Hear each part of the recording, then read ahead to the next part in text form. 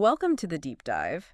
Today, we're diving into the world of con artists, a world where deception and manipulation are like king. Yeah. We've got some incredible source material for this deep dive. Okay. It not only exposes like all their tricks, Right. but it goes deep into like the psychology behind these scams. The psychology is fascinating. It is. You might think you're too smart Yeah. to fall for these schemes. Right. But honestly, what's really interesting is how con artists use our own human instincts against us. Yeah. It makes even the most skeptical people vulnerable. So in our research, we came across this incredible case study Oh, wow. about this woman named Sarah. Okay. Sarah was like a successful businesswoman, Mm-hmm. highly educated, considered herself pretty street smart, Right. but she ended up falling for this elaborate investment scam. Oh, no. And it cost her like her life savings. It's tragic how often that happens. Well, Cases like Sarah's are way too common. yeah. And they highlight this idea that con artists, they're not just petty thieves. Right. They're masters of persuasion. Yeah. They weave these elaborate stories, build trust, and then they just exploit that trust. For their own gain. Exactly. So let's break down exactly what makes a con artist tick. Okay. What are we really dealing with here? Well, one of the most important things is that they're really good at psychology. Okay. They know how to read people, Yeah.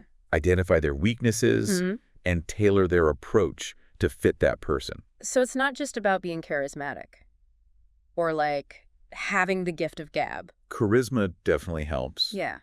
but it goes way deeper than that. Okay. They're experts at framing things. Mm-hmm. They can present choices Mm. in a way that makes you see the risks and rewards differently. So they can make even the riskiest thing Oh, yeah. seem like a sure thing. Exactly. Like they're playing chess with our minds. That's a great way to put it. Yeah. They're always thinking a few steps ahead. Right. They know what you're going to do. Mm-hmm. They use your biases against you. And in the end, they manipulate you Yeah. into making decisions that help them. Our sources go into some specific psychological principles Oh, interesting. that con artists use a lot. Like what? One that really stood out to me was this thing called confirmation bias. Oh, yeah, confirmation bias. Can you explain how that works? Sure.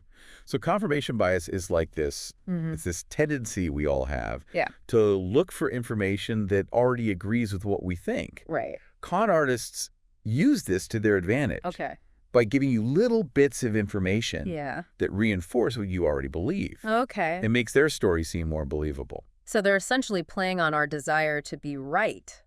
Exactly. And that's why it's so important Yeah. to approach everything with a healthy dose of skepticism. Especially when it sounds too good to be true. Right. Like, if something sounds too good to be true, it probably is. That's what they say. Yeah. Speaking of too good to be true, let's talk about some common scams Okay, yeah. that we see in everyday life. Right. One I think a lot of people can relate to is the romance scam. Oh, romance scams. Yeah. Those are really tough And because they prey on our desire for love Yeah. and connection. right.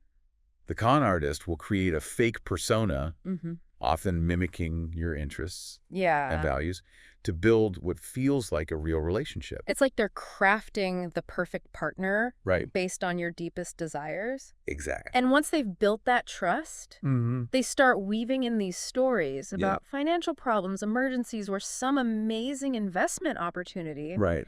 all with the goal of getting you to send them money. And with online dating being so popular, Yeah. these scams are probably on the rise. Yeah, I guess. The internet gives them anonymity. Right. It makes it so easy to create fake profiles Yeah. and yeah. target a much larger pool of potential victims. Okay, so moving away from matters of the heart, Okay. another scam that our sources highlight is the fake tech support call. Ugh, hate those. I know, right?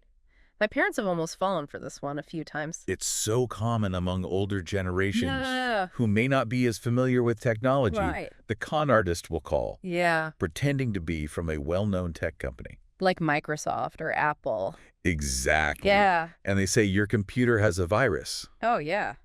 And then they offer to fix it for a fee, of course. Of course. They use fear and agency Right. to pressure you into giving them remote access to your computer, Oh, wow.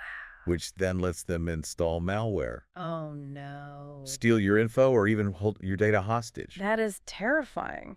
Is. That they can exploit our lack of technical knowledge like that. And it's getting even more sophisticated. Really? They create fake websites now. Oh, wow. And use all this technical jargon. Right. Just to make it seem legitimate. Which brings us to a type of scam that we often associate with high finance and investing.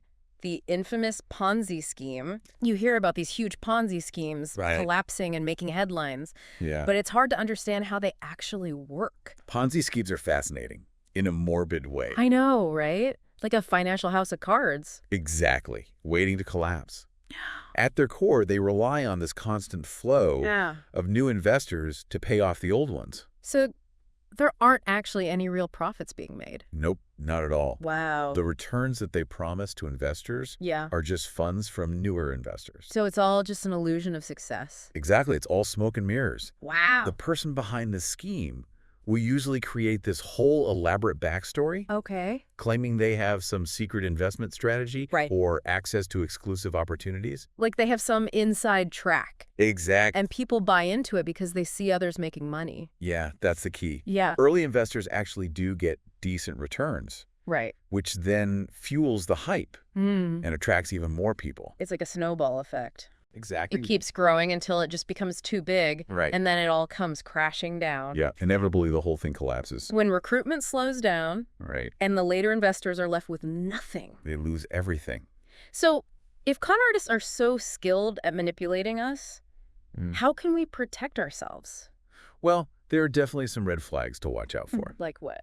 One of the most obvious ones is the promise of guaranteed returns with little or no risk. Like those get-rich-quick schemes you see online? Exactly. Those are huge red flags. Yeah. If it sounds too good to be true, Right. it probably is. That's what they say. Another thing to watch out for is pressure to make a quick decision. Okay. Con artists often create a sense of urgency. Yeah. Like, they'll say the opportunity is limited. Right. Or that you have to act now. Like they're trying to bypass our rational thinking. Exactly. Make us act impulsively. Yeah, they don't want you to think things through. Right. Do your research or get a second opinion. So if someone's pushing you to make a snap judgment, that should be a red flag. Definitely. What about requests for personal information? Oh, yeah. That seems unnecessary or excessive. That's a big one. Like your social security number or bank account details. Huge red flags. Okay. Legitimate businesses. Right. They have strict rules about handling that kind of data. Yeah. They wouldn't pressure you to give it over the phone. Okay. Or through some random email. So beyond recognizing these red flags, what can we do to protect ourselves? Research is key. Research. Yeah, don't just take someone's word for it. Right. Verify everything. So if someone approaches you with an investment opportunity, what should you do? First, check if they're registered with the right regulatory bodies. Look for independent reviews and ratings from sources you trust. Yeah. And don't hesitate to talk to a financial advisor. Okay. Get an unbiased opinion. So basically, become your own financial detective. Exactly. They really need to advocate for yourself. Protect your own interests.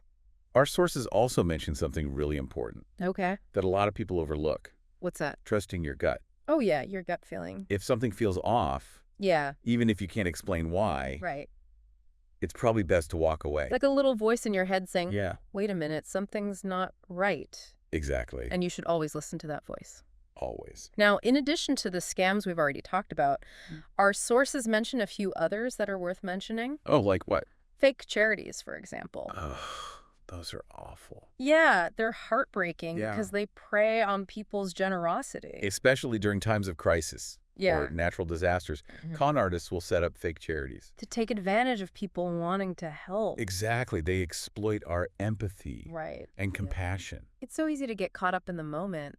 Oh, yeah. And just want to help. Right.